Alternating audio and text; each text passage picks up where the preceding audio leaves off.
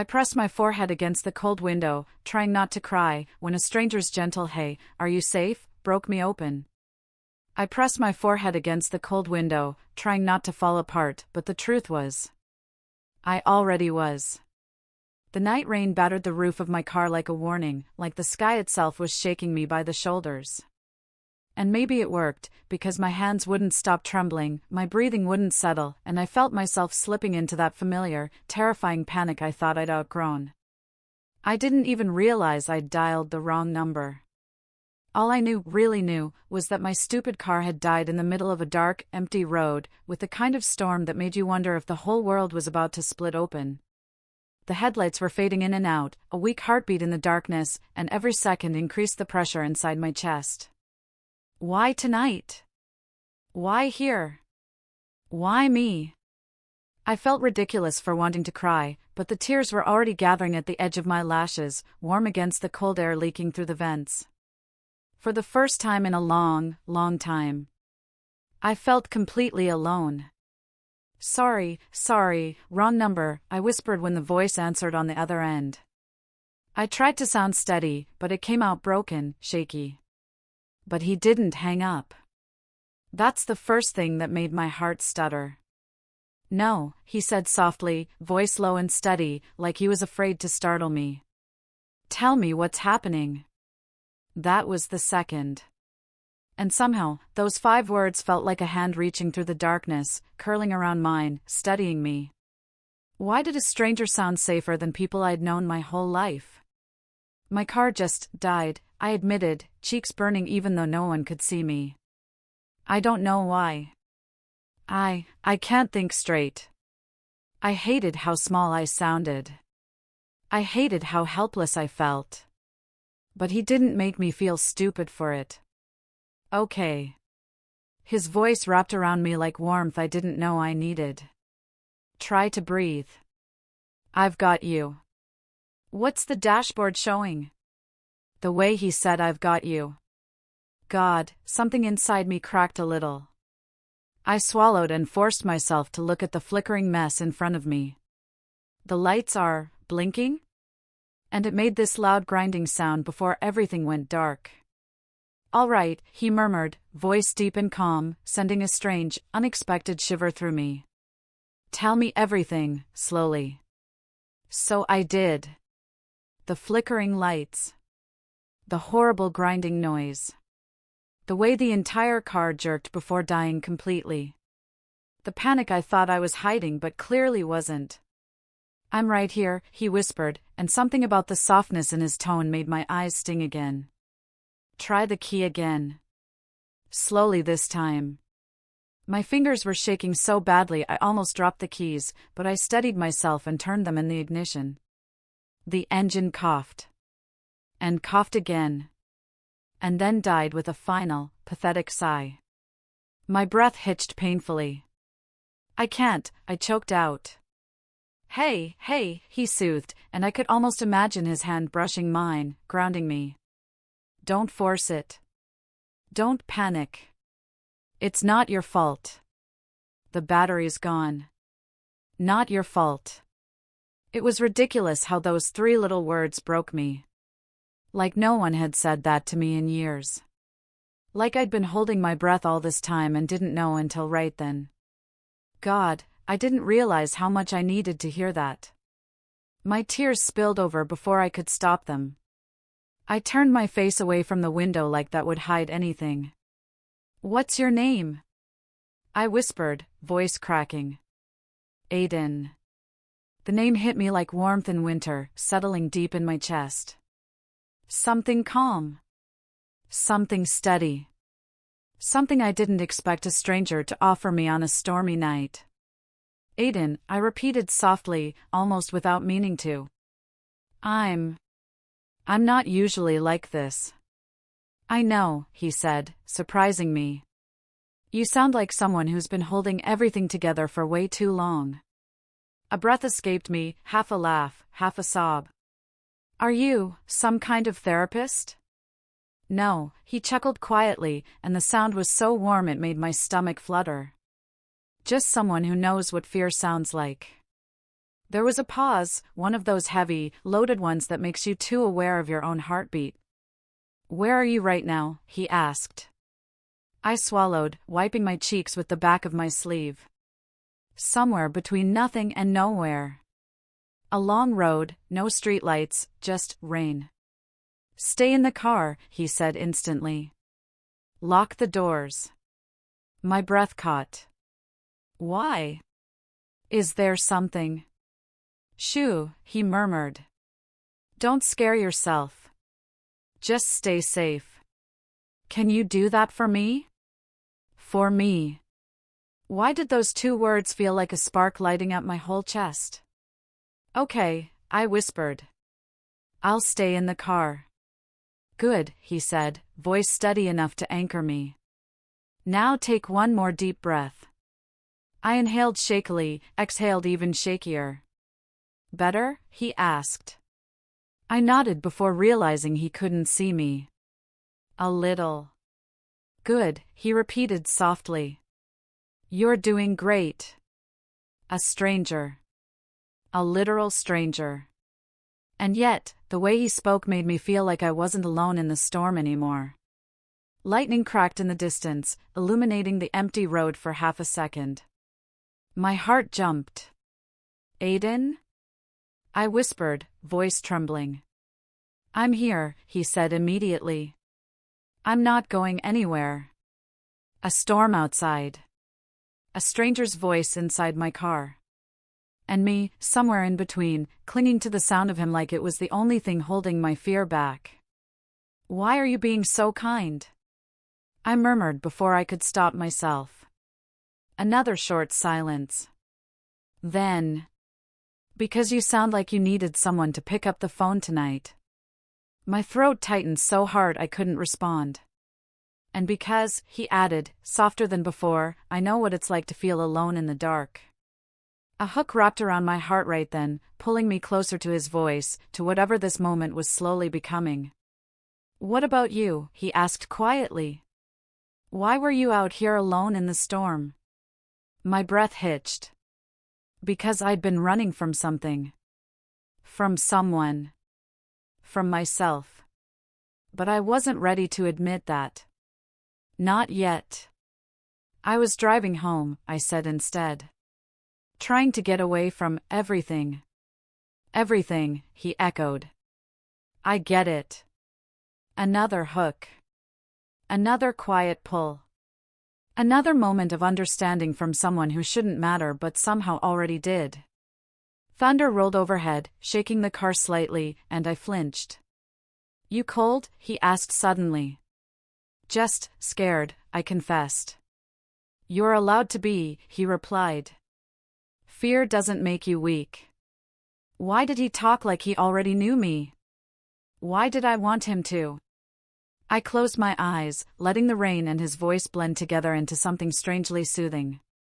"Hey," he said softly. "Listen to me." I did. I couldn't not. "You're not alone right now. I'm right here with you. You called the wrong number, but maybe the universe didn't think it was the wrong one tonight." A shiver ran down my spine. "Aiden." "Yeah? Why does it feel like I've known you longer than 3 minutes?" He let out a slow exhale. I was wondering the same thing. Another lightning flash. Another jolt of fear. Another tightening in my chest that had nothing to do with the storm. "Do you live far?" he asked gently. "About 30 minutes, I said. "All right. Stay with me until help comes." "But I didn't call a tow service," I whispered. "Yeah," he said quietly. I noticed. I swallowed. I panicked. "I know," he murmured. "But I've got you. I'll stay on the line. Just tell me what you see outside." Darkness. Rain. Empty road. The heavy feeling that something might happen at any second. My heart pounded in my ears. "I don't see anything," I said. "Just shadows." "Good," he replied. As long as there are no headlights approaching, you're okay. What if someone stops? I whispered. I'll walk you through it, he said, voice lowering like he was preparing for something. Just don't leave the car. Promise me. Okay, I whispered. Silence settled between us again, but not the empty kind. This silence felt full, like something important was hiding inside it. I felt him breathing. Slow. Steady. Calm. And with every breath he took, my own felt less jagged. Aiden? I whispered. Yeah? Thank you. For not hanging up. He chuckled softly. You don't need to thank me. I wasn't going anywhere. But you could've, I argued. Most people would have just ignored it. Maybe, he said quietly, but I'm not most people. A hook. A rehook. A slow tightening in my stomach. I didn't know why I felt drawn to him, but I did. I didn't know why his voice felt familiar, but it did. I didn't know why I trusted a stranger more than my own thoughts, but God help me. I did. Aiden? I whispered again. Yes? Please keep talking. The silence feels heavy. I know, he said softly. I'll stay with you. His voice dipped lower, warmer, and I swear I felt it in my chest. You're safe, he murmured. As long as you hear my voice, you're safe. My breath trembled. But before I could respond, I saw something move in the shadows outside. A shape. A blur. A figure? My heart slammed against my ribs. Aiden. I think I saw something. What do you mean something? He asked, tone sharpening just a little, still calm, but alert. I don't know, I whispered. It moved. Stay calm, he said. Keep the doors locked. Don't look away. My pulse spiked. The rain hammered harder. My fingers curled around the phone like it was the only thing keeping me from shattering. Aiden. I'm right here, he said again, voice firm, solid. Tell me exactly what you see. And just like that. The moment stretched, the air thickened, and the night felt suddenly less empty. As if something, or someone, was out there watching. I held my breath. And waited. And the storm outside didn't feel nearly as loud as the storm building inside me. We talked until help arrived. It still feels strange saying that out loud, we talked. Not just a few words, not just the usual awkward exchange between strangers, but something deeper, something that made time feel distorted and unreal. As if the world outside my rain-smeared windows had frozen, and only our voices existed. His voice and mine. Two strangers who were never supposed to meet. The tow truck's headlights eventually broke through the downpour, glowing like two blurred suns. They grew brighter and brighter until they washed over my car completely, the engine still dead, the interior still cold, my clothes still soaked from the storm. I sat there gripping my phone, as if letting go would make him disappear. Aiden? I whispered when the tow truck doors slammed shut in the distance, the sound swallowed by thunder. I'm still here, he said softly. Still here. Those two words wrapped around me like warmth I didn't realize I was starving for. I blinked hard, trying to steady myself. I could see the tow truck driver approaching through the sheets of rain, yellow jacket, heavy boots, flashlights slicing the darkness in sharp, jittery beams. Aiden's voice felt different now. Clearer. Closer. Almost painfully gentle. Good, he said in a low breath when the driver reached my window. You're safe now. I'm glad. Safe. Glad. Words he had no reason to say. Words that shouldn't have meant anything. I should have let him go. I knew that. Even then, with my heartbeat still shaky and the storm pounding like fists on metal, a quiet voice inside me whispered, hang up. This was just an accident. A misdial. A moment you'll forget. But I didn't hang up right away. Instead, I sat there for a few seconds, listening to the faint static on the line, unwilling to break whatever invisible thread had tied us together. "Thank you," I whispered. "For staying." He exhaled, a soft, almost relieved sound. "Get home safe, okay?" Then the call ended. And maybe it should have ended there, clean, simple, forgettable. But that night... God. That night, I couldn't quiet my mind. I lay in bed staring at the ceiling, the room dim and still smelling faintly of rain from my soaked clothes piled near the door. My thoughts wouldn't stop running. Every time I closed my eyes, I heard his voice again. Steady. Soft. Sure. Like someone who'd walked into my fear without flinching. Like someone who didn't just hear my panic, he recognized it. Held it. Calmed it. Why him? Why did a stranger feel safer than people I'd known for years? I tried to reason with myself. Rationalize it. Explain it away. It was the adrenaline. The storm. The timing. The loneliness I never admitted out loud. But none of those excuses felt true enough. Something had happened on that call. Something small but unmistakable, like a spark landing on something dry and forgotten. And the worst part? I wanted to call him again. My fingers hovered over my phone the entire next day, thumb brushing the screen, heart jumping with every notification that wasn't him. But I didn't call. I couldn't. I didn't want to look pathetic or desperate or like the kind of girl who attached too quickly to voices she didn't know. So I stayed quiet. One day passed. Then another. Then another. But on the fourth day, my phone rang. I didn't recognize the number at first. But some instinct, something almost physical, ran through me, telling me to answer. My heart started beating so loudly I could hear it in my ears.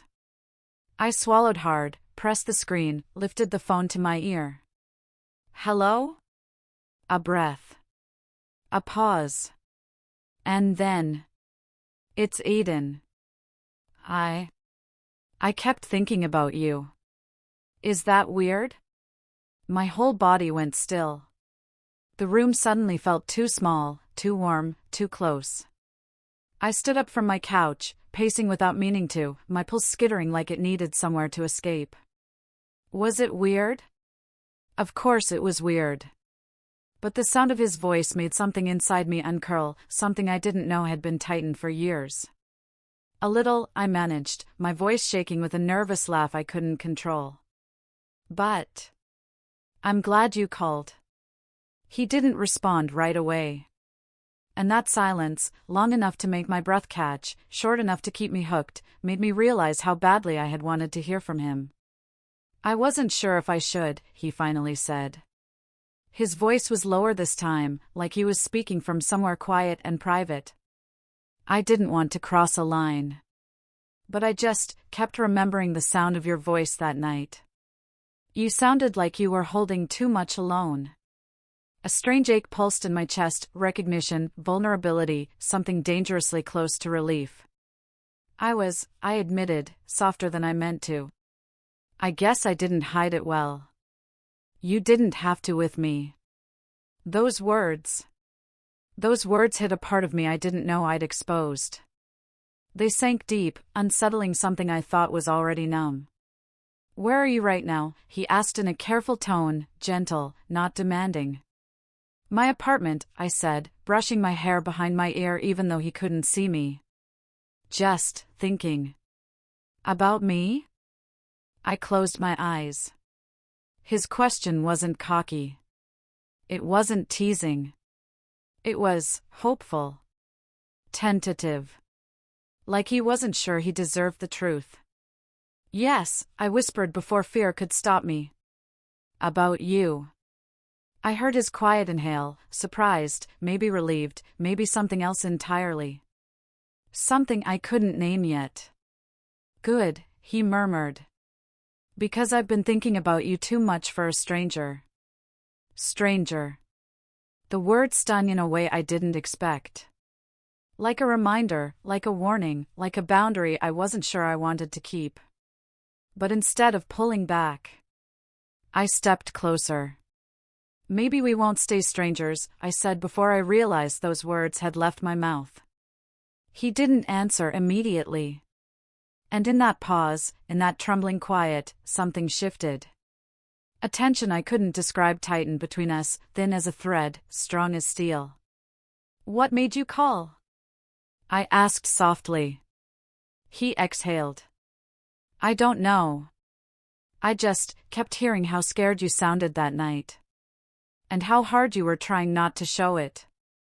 It didn't sit right with me. Why? I don't like the idea of you facing things like that alone. My throat tightened. He didn't know me. He didn't owe me anything. He had no reason to care. But he did. And that scared me in a way that felt almost intoxicating. Aiden, I said, but I didn't even know what I wanted to follow it with. Tell me something, he said instead, his voice dropping slightly. When the call ended that night, did you think about it again? My heartbeat stumbled. I did, I whispered. More than I should have. Good, he said again, barely audible. Then I'm not crazy for calling. A soft laugh slipped out of me, nervous, relieved, warm. No, I murmured. You're not crazy. Silence stretched again. But it wasn't uncomfortable. It felt full, like both of us were caught in something we didn't want to break. And somewhere in that space of breath and heartbeat and unspoken questions, something started. Something small but sharp. Something dangerous and magnetic. Something that wasn't supposed to happen between strangers. Something I wasn't sure I wanted to stop. Because there was still one thing I hadn't told him, something I didn't even fully understand myself. The truth was, I didn't just think about him. I couldn't stop. That was the start of everything. It's strange how something as small as a misdial can unravel your entire life, open doors you didn't even know existed, expose parts of yourself you thought were dead, ignite emotions you weren't ready to feel. But that's what happened. With him. With Aiden. Night after night, our conversations became the place I felt most like myself, maybe even more than that. It didn't matter how exhausted I was, how drained my day had been, how quiet my apartment felt, the moment his name appeared on my screen, it was like my world flickered back to life. I started to crave that moment. The soft vibration of my phone. The pause before I answered. The warmth in his voice when he said my name. He listened like every word mattered, like I wasn't boring, or annoying, or too much the way people in my life always made me feel. He asked questions that weren't surface level. He remembered things I casually mentioned. He circled back to details no one else ever cared about. I didn't know how badly I needed that until he gave it to me.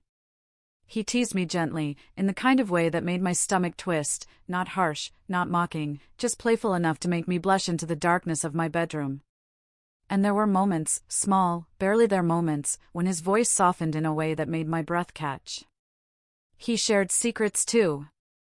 Tiny ones at first, his sleeping habits, the scars on his knuckles, the way he preferred late-night walks to early morning anything. Then bigger ones. Ones I wasn't sure he meant to tell me. The things he said only when he was tired, or distracted, or unguarded. Things about his past. His regrets.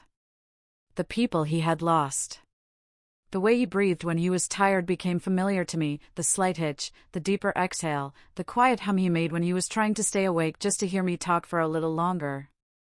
And the way he said my name. God. It did something to me. Slow. Careful. Like my name was something fragile. Something precious. Something he didn't want to damage. I hated how much I wanted him. How my chest tightened every time my phone lit up with his name, so much so that I started sleeping with my phone in my hand, just in case he called and I didn't want to miss it. How I checked my screen even when I knew he wasn't calling, scrolling through old messages, replaying old voice notes, trying to hear his laugh in my head. How I started smiling at things that didn't even make sense anymore. But then came the complication. The shift. The quiet warning I should have paid attention to, but didn't. "There's something I haven't told you," he said one night. His voice was lower than usual. Tense. Hesitant. Like he was pacing while he talked, running a hand through his hair, trying to find the right words but failing. My heart slowed. My stomach tightened. I sat up in bed, clutching the blanket around me. "Okay," I said gently. "Tell me." "There's someone in my life," he murmured. "Not officially. But she thinks there is." It felt like the ground dropped beneath me. All the warmth in my chest extinguished in one breath. "Oh," I whispered, staring at nothing. "So, she's your girlfriend?" "No," he said instantly, too instantly. "But she wants to be. And she doesn't like letting go." I didn't know what to say. Didn't know what to think. Didn't know how to breathe around the sudden pressure in my ribs. Because I knew I should run. Every part of me knew this was the exact kind of pain I didn't need, the exact kind of situation that ends badly for girls like me, girls who feel too deeply, too quickly. So why did it hurt to imagine walking away from him? Why did the idea feel like swallowing broken glass? Our calls continued, because neither of us said the words that would have stopped them. And the tension grew heavier. Like fog thickening in the air. Like something invisible settling between us. Like we were walking towards something dangerous, and pretending we didn't see it. Every goodnight felt loaded, soft, lingering, almost whispered. A silent confession neither of us dared to say out loud. I was falling. And I knew it. Worse, he knew it too. I could hear it in the way he hesitated before hanging up. In the way he said my name softer each night. In the way he exhaled when I laughed, as if the sound physically touched him. Then, the twist. The moment everything snapped. I was making coffee in my kitchen when my phone buzzed against the counter. Unknown number. No profile picture. I shouldn't have opened it. But I did. And there it was. A photo of Aiden with a beautiful woman, a woman with long dark hair, glowing skin, and eyes that looked like she knew exactly what she wanted. They were standing close, smiling, like they belonged together. Like they were already something. Then her message came. And her words punched the breath out of me. Stay away from my boyfriend. My throat closed. My heart dropped so violently it felt physical. My hands went numb around the phone, cold, shaking, weak, as if the message had reached into me and pulled something vital out. I didn't respond. I didn't breathe. I just stared at the photo until the edges blurred and my vision burned. Then I did the only thing my body would let me do. I blocked Aiden. Blocked his number. Blocked every possible way he could reach me. Deleted the messages. Deleted the call logs. Deleted everything. Because I couldn't believe I let myself get pulled into something that wasn't mine. Something that never should have been mine. Something that already belonged to someone else, even if he swore it didn't. The heartbreak wasn't loud. It was quiet. Still. Heavy. Like sinking slowly into cold water. He called. And called. And called. Different times. Different hours. Sometimes minutes apart. Sometimes hours. My phone vibrated against the table so many times I turned it face down just to stop seeing it. I ignored every ring. Every vibration. Every reminder of the voice that had made me feel alive. I tried to bury him. Bury the night we met. Bury the conversations. Bury the quiet laughs and whispered secrets and the way he said my name. But 3 days later, an unknown number lit up my phone. The same way that first text did. The same way the photo did. The same way all disasters seem to start, with a simple notification. I shouldn't answer. I shouldn't. Every rational part of me screamed, walk away, run, don't open that door again. But my thumb moved on its own. I answered. And the moment the line connected, I forgot how to breathe. His voice came through, raw and rough and desperate, so different from the calm steadiness I had grown used to. It cracked at the edges, like he hadn't slept, like he'd been carrying 3 days of fear in his throat. She lied to you, he said immediately, no hello, no pause, just truth spilling out like he'd held it in too long. She used an old picture. We're not together. We haven't been for months. She's just trying to scare you away because she knows how I feel. My breath hitched. My fingers tightened around the phone until my knuckles ached. How he feels? Aiden, my voice trembled. What do you mean? How do you feel? For a second, the line went silent. Not empty, just charged. Heavy. Like he was standing right in front of me, watching me, deciding whether to take a risk that could ruin us or save us. Then he exhaled, slow, shaky, tortured. You, he breathed. I want you. I tried to stay away, but I can't. Not from you. Something inside me cracked open. My chest tightened painfully, like my heartbeat was pushing against bone, trying to break free. I pressed a hand over my ribs, trying to steady myself, but the world tilted anyway. Because this was everything I wanted to hear, and everything I was terrified to admit. I'm scared, I whispered. The confession slipped out before I could stop it. Aiden, I'm really, really scared. I know, he said softly. His voice went warmer, gentler, the way it always did when he sensed my fear. So am I. But for the first time in a long time, I want to try. With you. Try. Such a small word. Such a dangerous promise. I let my eyes close, leaning back against my headboard as if the wall behind me was the only thing keeping me steady. My room felt too quiet, too intimate, as if every shadow was listening. Why was I like this? Why couldn't I just walk away? Why did my heart respond to him like it had been waiting years for this exact voice, this exact moment?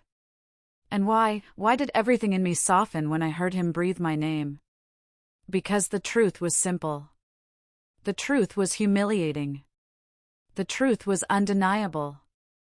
I missed you, I said suddenly, blurting it out before fear could swallow the truth again.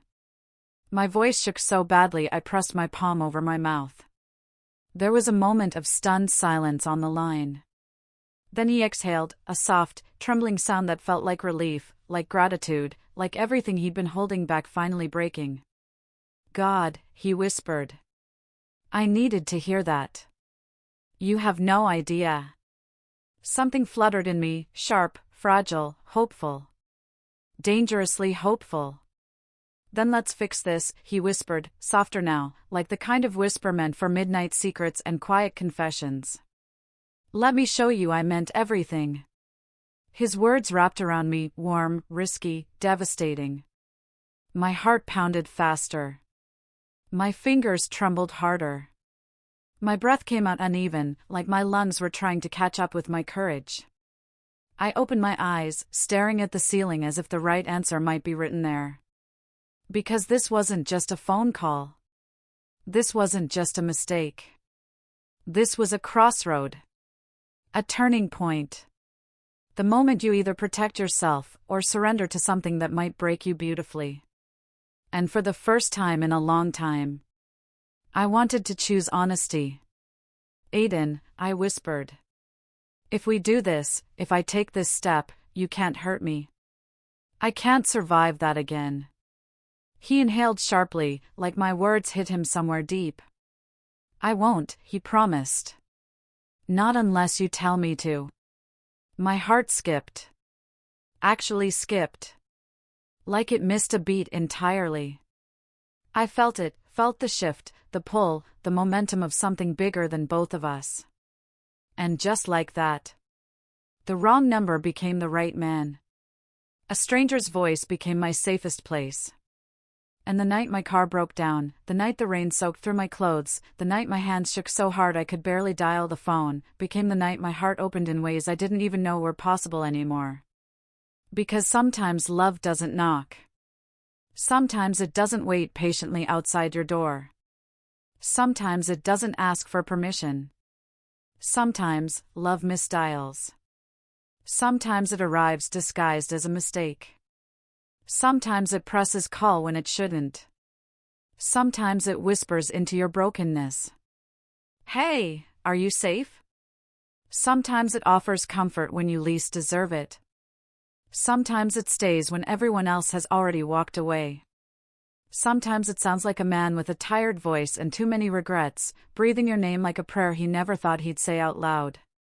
And sometimes, it's enough to change everything. But even as the warmth spread through me, even as something inside me dared to hope, the world didn't stand still. My thoughts didn't quiet. My fears didn't vanish. Because beneath the softness, beneath the tenderness, beneath the fragile new connection forming between us, there was tension. Suspense. A shadow I couldn't name. A question I couldn't shake. What if I was making a mistake? What if loving him ruins everything? What if this is the beginning of something beautiful, or the beginning of another heartbreak? I didn't know. I couldn't know. But in that moment, with the quiet hum of the night wrapping around us, with the phone warm against my ear, with his voice grounding me in ways I didn't understand, I whispered the only truth I had left. Okay, I said slowly. Okay, Aiden. I'll try. He inhaled, a deep, steady breath that sounded like hope. You have no idea what that means to me, he murmured. His voice dropped even lower, softer, almost trembling. I won't break you, he said again. But, you might break me. A shiver ran through me. Not fear. Not regret. Something else. Something deeper. Because suddenly, it wasn't just about what he could do to me. It was what we could do to each other. What this connection could become. What it could destroy. What it could heal. My heart pounded. My breath caught. The air between us tightened, charged, alive. And even though the call didn't end, even though neither of us said goodbye, even though nothing was concluded or decided, something shifted. Something began. Something dangerous. Something beautiful.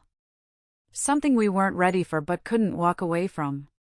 The wrong number became the beginning of a story I never saw coming. And the man I wasn't supposed to know became the one person I couldn't stop choosing.